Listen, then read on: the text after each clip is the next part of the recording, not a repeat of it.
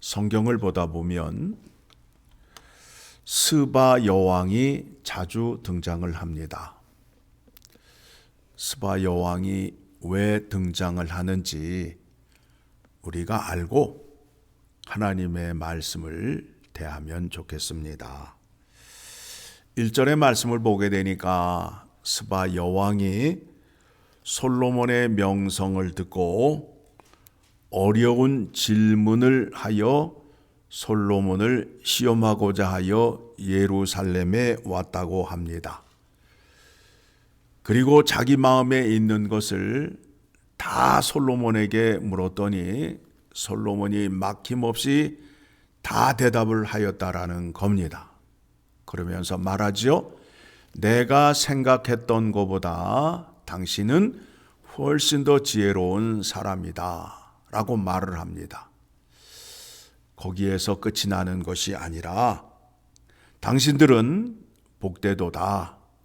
여호와 하나님께서 당신들을 통하여 이루고자 하는 일이 있으며 복을 주시기를 원한다라는 말씀까지 보셔야 된다라는 겁니다.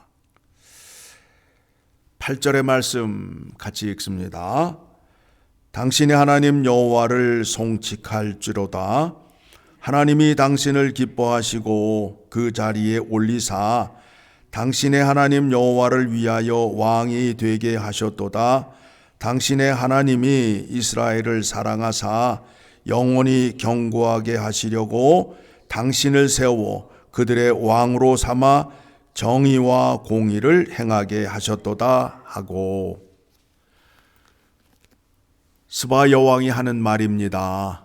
여호와 하나님께서 뜻이 계셔서 솔로몬을 왕으로 삼았다라는 겁니다. 왜 솔로몬을 왕으로 세웠느냐 하면 정의와 공의를 행하게 하기 위함이라는 겁니다. 자, 우리가 다시 한번 생각해 봅니다. 하나님은 어떤 사람을 좋아하느냐 하면 하나님의 공의와 정의를 행하는 자를 기뻐하신다라고 말씀을 통하여 이미 우리가 살펴보았습니다. 자, 그러면 하나님의 공의는 무엇이요? 하나님의 성품을 말합니다. 정의는요, 하나님의 율법을 말하고 있습니다. 하나님의 율법에는 하나님의 사랑, 의로움, 거룩함, 진실, 정직 이런 것들이 담겨져 있습니다. 하나님의 법을 지키는 데 있어서 하나님의 성품으로 지켜야 하나님의 뜻을 따르는 것이요 하나님께 영광을 올려드린다라는 겁니다.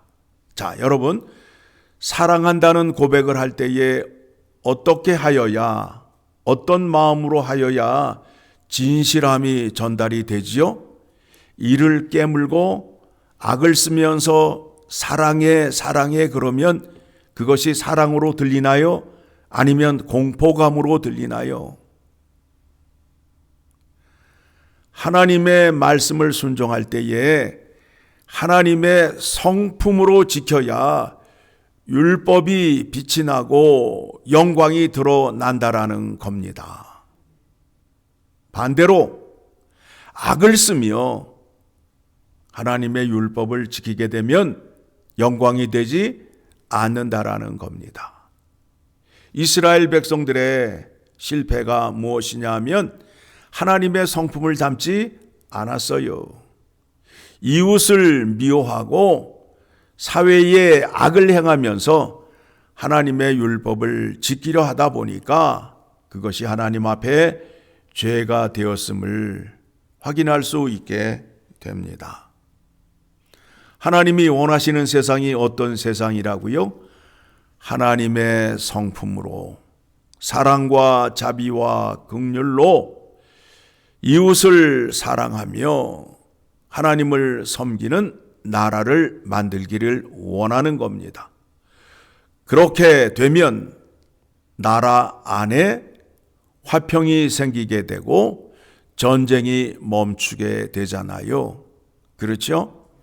그렇게 되니까 23절의 말씀을 보게 되니까 천하의 열왕이 하나님께서 솔로몬의 마음에 주신 지혜를 들으며 그의 얼굴을 보기 원하여 각기 예물을 들고 찾아왔다라는 겁니다.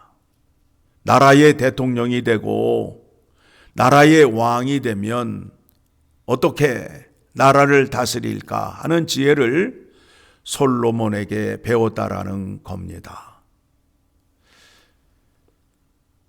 마태복음 12장 42절의 말씀을 보게 되면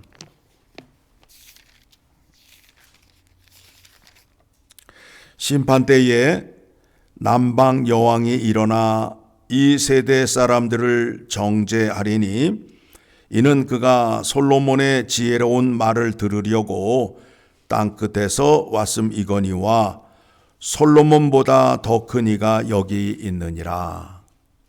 자, 여호와 하나님께서 솔로몬을 통하여 어떤 나라를 세우시기를 원하였다고요?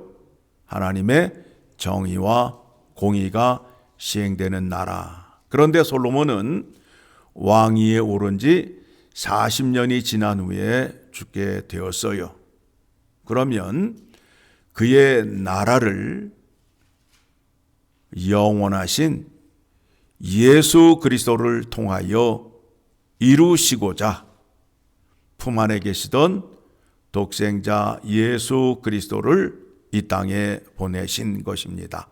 그래서 예수님께서 이 땅에 오셨을 때에 아기 예수로 탄생하셨을 때에 하늘에는 영광, 이 땅에는 택함을 받은 자들에게는 평화로다라는 거예요.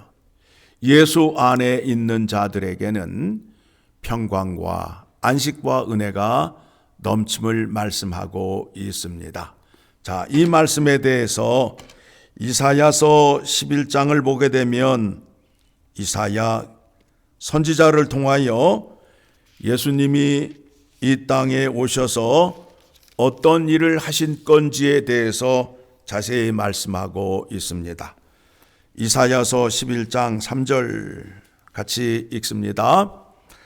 그가 여호와를 경외함으로 즐거움을 삼을 것이며 그의 눈에 보이는 대로 심판하지 아니하며 그의 귀에 들리는 대로 판단하지 아니하며 예수님은 이 땅에 오셔서 아버지의 뜻과 영광을 이루시기 위하여 이 땅에 오셨어요. 그래서 자기의 마음대로 판단하지 않고 생각하지 않는다라고 말씀하고 있지요. 그러면 하나님의 뜻이 무엇인가? 4절 같이 읽습니다. 공의로 가난한 자를 심판하며 정직으로 세상에 겸손한 자를 판단할 것이며 그의 입에 막대기로 세상을 치며 그의 입술의 기운으로 악인을 죽일 것이며.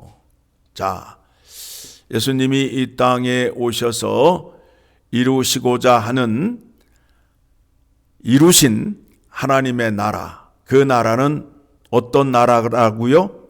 하나님의 공의와 정의가 실현되는 나라, 하나님의 법을 지킴으로 인하여 이웃을 내 몸과 같이 사랑하는 나라가 됨으로 인하여 그 나라 안에는 전쟁이나 다툼이나 시기가 있다 없다, 없다가 되는 거 아닙니까?